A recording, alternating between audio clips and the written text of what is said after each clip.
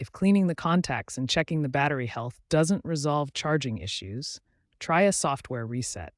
This can clear temporary software glitches that prevent charging. To perform the reset, first, place your AirPods in the case. Second, close the lid. Third, wait 30 seconds. Fourth, open the lid and press the setup button on the back of the case for about 15 seconds until the status light flashes amber, then white.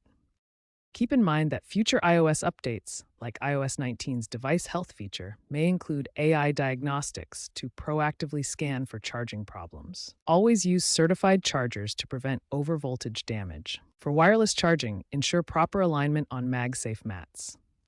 Some AirPods Pro 3 units from early 2025 had defective case springs, leading to poor contact.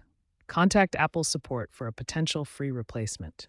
Expert opinions suggest 80% of charging issues stem from user neglect, with resets solving 60% of software-related problems. If all else fails, consider professional repair, but start with these simple fixes.